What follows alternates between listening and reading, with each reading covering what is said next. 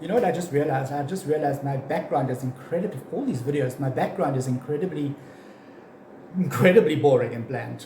So what I'm going to do is I'm going to try and shake things up a little bit in the next few videos.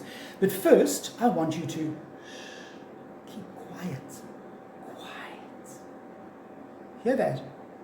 Yeah, nothing, okay? So what I want to do today is I want to chat to you about silent movies where you'll hear nothing except the music, okay? I kind of dig silent movies. They're not bad. I'm going to put a poster or two up here from ones I've got in my collection on the red box.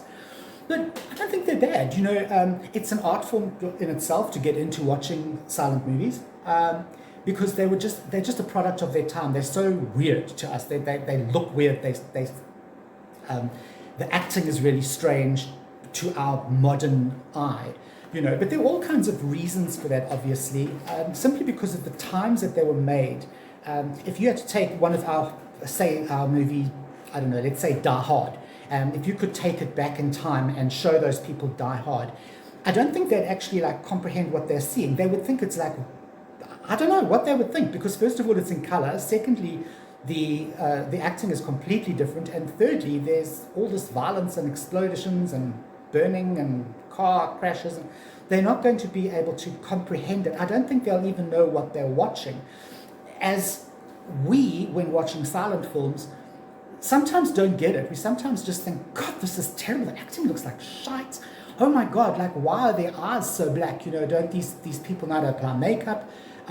Why is the acting so dramatic? And, you know, what is going on here? So it really is an art form in itself to sit down and watch a silent movie.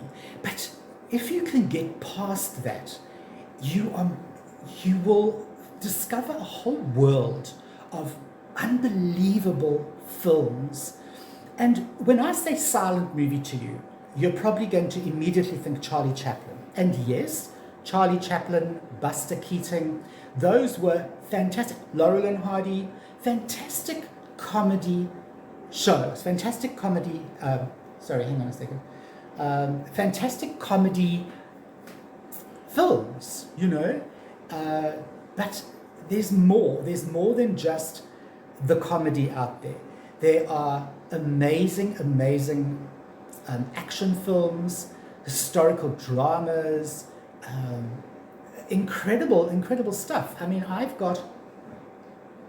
other thing is you don't have to be a Russian to enjoy a Russian silent film, you know, and the reason is that it's silent. You don't have to worry about reading the intertitle cards and things, because silent movies, when movies were made, the reason they were so dramatic is so that you could understand without actually like reading the little cards. You could understand what was going on in the film. That is fantastic. You don't need subtitles like we often watch. I know a lot of people nowadays watch modern movies even with subtitles. You don't need that. You've got the acting, the overacting, the melodrama, but that's what allows you to understand what's going on screen. Now, I've got a few bits here. For instance, I was talking about the Russian film. It's called Battleship Potemkin, and it's got the most famous scene of those steps, and the people are running down the steps, and the lady. She loses control of her baby, the baby carriage that she's pushing, and the baby carriage goes down the steps. And that's actually been used in so many films. It's been copied in so many films. But that was the original use of that scene, okay? The earliest film that I've got in my collection was from 1902, all right? And it's called A Trip to the Moon. And it's this really cute little 10-minute or 12-minute movie where these guys jump into this, build a rocket ship, jump into the rocket ship, go to the moon. You will recognize the one still photo. It's the moon with a rocket ship stuck in its eye, okay? And it's such a cool little film because it still holds up today, believe it or not. It's just a really sweet film. They meet all these like weird creatures on the moon, and then they come back to Earth, okay? Kind of sounds like that horrible Matt Damon movie, The Martian. So what else have I got here? Metropolis, which you all obviously know. It's one of the most famous silent movies of all time. I've got an incredible film from 1915, which is called The Birth of a Nation. Now, this is a very interesting film because it is 3 hours long and it has been banned in many countries. It is about the rise of the Ku Klux Klan. Ku Klux? You know, the guys in the white sheets, okay? It's very American, it's unbelievably racist and violent, and it's just a film that you should watch purely for historical reasons, just so that you can say, you know what, I've seen that. It's still very, very sort of like iffy to watch these days, and it really is something that if you are interested in American history, watch it, because it's quite eye-opening.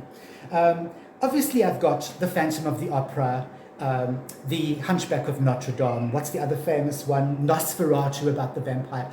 All of these films have so many things in common. They're so different, but they all have something in common. They all are silent films, and they all had their own music composed for them. So in those days, what would happen is you would go to the cinema, you would pay your ticket, you'd sit down, the movie would start, it's silent, you can't hear anything, but people were used to that. Okay, but what they do is a score would be written specifically for the movie, and there'd generally be like some dude or somebody sitting in front of the cinema, in front of the movie house, with an old honky-tonk upright piano, and they would play this score. So you would have the film and you'd have the music. Unfortunately, because of, I'll deal with this in another video, because of the way films were viewed in those days, most of these original scores have been lost to time. We don't have them. So if you see a silent movie today, you can almost bet your bottom dollar that the music you are hearing is not the original score, which is so sad, because wouldn't it be so freaking awesome to actually hear that original score that movie was released with? I think it would. What do you think? Do you guys watch? Do you watch silent movies, or is it like just not your thing, not something that you would do? If you don't, do yourself a favor. If you are like, really, no, I don't want to watch it, just get one and watch it. Just anyone, even if it is a comedy, just so that you can experience it and you can say to people, oh, I saw a silent movie once. But prepare yourself. You need to mentally prepare yourself and be like, okay, I'm mentally prepared, it's going to be really different. Let's go.